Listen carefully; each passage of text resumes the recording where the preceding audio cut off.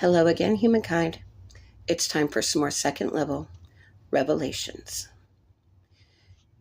Usually, when you need more information about something on a website, and especially when it's information that many other people also need, you go to the frequently asked questions part of the site in order to get the facts you need. Well, for this series of God sent wisdom, He has directed me to include some frequently asked concerning thoughts, to get some of His facts to all of us. First off, let's address one of the most commonly wondered about questions regarding God and spiritual matters. Exactly who and or what is God? Let's begin. The number one most important thing for everyone to know before anything else is that no human, angel, demonic hellion, or creation of any kind could ever know any exactly of God's. Exactly who God is, only God could ever know. Exactly what God is, only God could ever know. Exactly why God is, I hope you all get the point, because I know the rest is obvious. Be real, humankind. We are peons under God, specks that are unable to compare to Him in any way, shape, and or form. So give Him the respect that He is due as God. If you choose not to, then the logical consequence of your wrongful arrogance will be that you do not get to gain entry into His kingdom when your life on earth is over. And remember, there's only one alternate destination. Okay, now that I've established our basic general starting point, allow me to explain the rest. While it's true that we can never fully know any of God's exactlies, it is also very true that we are all capable of knowing parts of God's exactlies. For example, we can never know exactly the measure of how much God loves us, because His love for us is unending. However, we are all able to exactly know that He has that unending love for us by His own choice to. Also, we could never know exactly how big and strong God is. And we are all able to exactly know that He is bigger and stronger than anything else ever. Again, I hope you all get the point, because I know the rest is obvious. Now, at this point, I have no doubt that many of you are probably of the opinion that, with all I've said, I haven't actually said much that answers the original question. Of course, I did that on purpose because the original question is not able to be answered. Since we are all capable of knowing parts of God's exactlies, a better question is, what can we know of God? See, very answerable. And we're not just stuck with vague knowledge. Here are some basic specifics that we can know. First, God is love. You know that feeling of energy you get when showing or feeling real love? That same power that has inspired humans to create and to do and to feel throughout history is God, meaning some of His power that He flows to us extra. Now, the next thing to know about God is three-part. Allow me to explain what I mean. God is omnipotent, omniscient, and omnipresent. For those who don't know, those three words come from Latin, and they mean all-powerful, all-knowing, and all, every, when. Now, we humans can basically get what all-knowing and all-powerful are talking about. For us limited beings, however, all, every, when tends to be a bit harder to understand correctly. Thankfully, because He loves us and wants us to know Him better, our Divine Father has blessed me with an understanding on this that sufficiently gets the idea across. Here it is. As most of us know, the time on the west coast of the connected 48 United States is always 3 hours behind the time on the east coast. So basically, 9 a.m. in California is 10 a.m. in Colorado is 11 a.m. in Illinois is 12 p.m. in New York at the same time. Now, if I were to stand on all 48 connected states at the same time, with my toes covering the west coast and my heels covering the eastern seaboard, then I would be standing in all 4 times at the same time. Now let's apply this understanding to God being omnipresent, all, every, when.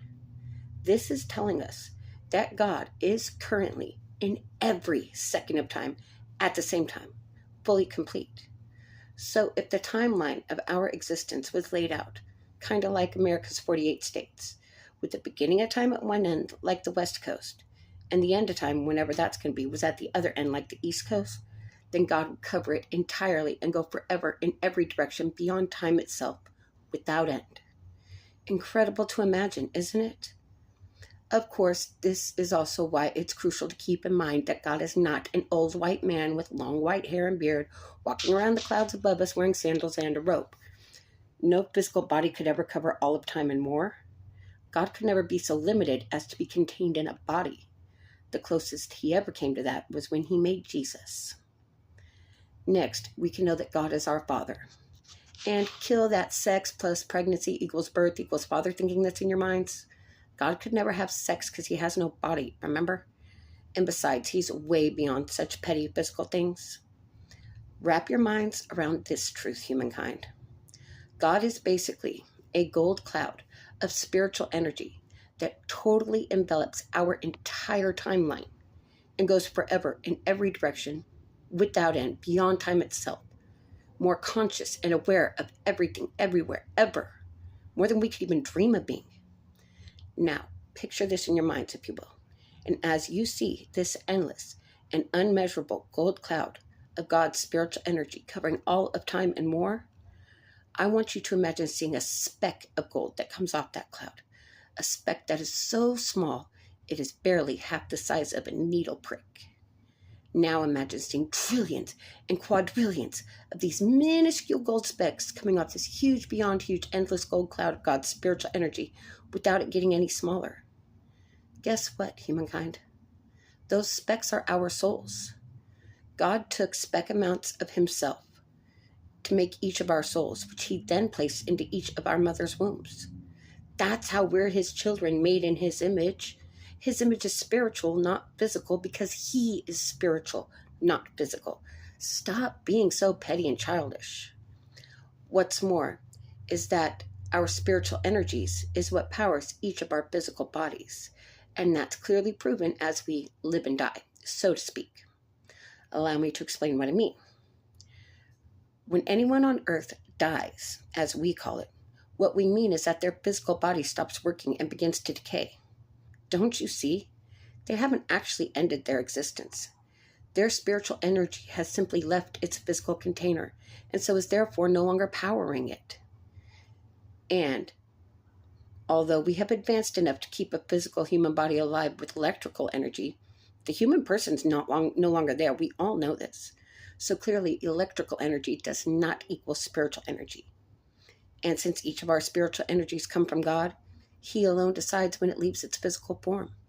So we can easily add to our understandings that God is the very energy that powers us and everything else. Now, for anyone out there wondering how Jesus fits into all this, I will tell you. Remember that mental picture of our gold soul specks coming off God's huge, beyond huge, endless gold cloud of spiritual energy? Well, I want you to add to that mental picture that amongst the trillions and quadrillions of gold soul specks, there is one that stands out. One that is a more brilliant, bright, dazzling shade of gold than you've ever seen in your life. That one speck, so much more blindingly bright than all the rest, is Jesus. And that is God's own soul. I know. Blows your mind into next year, doesn't it? It's what it did to mine when God revealed this truth to my heart. See, here's the thing, humankind. Aside from Jesus, we all sin.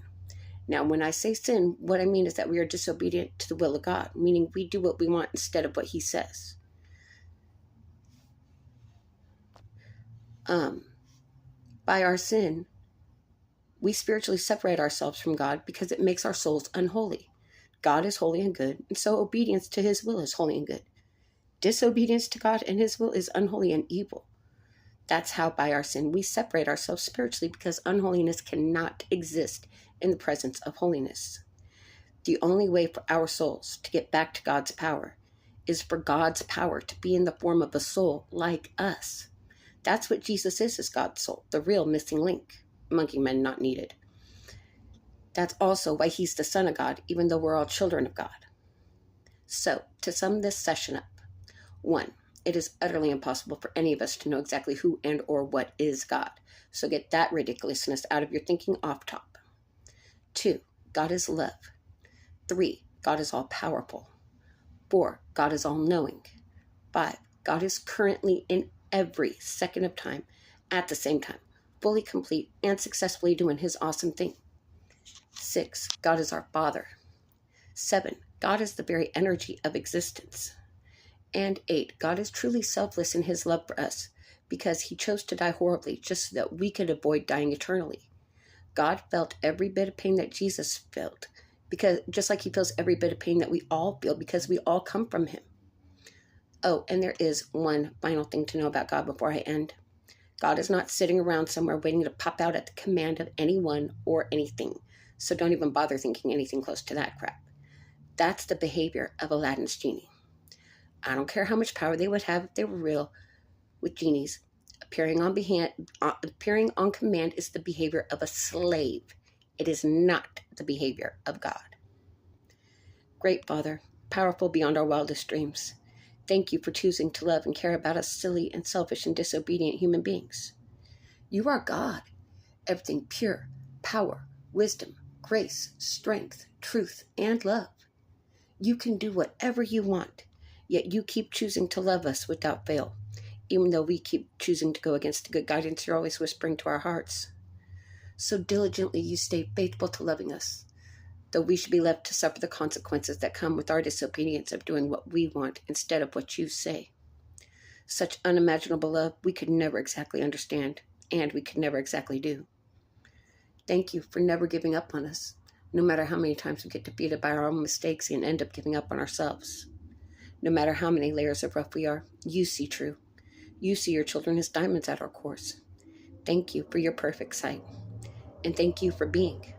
Thank you for you. Amen.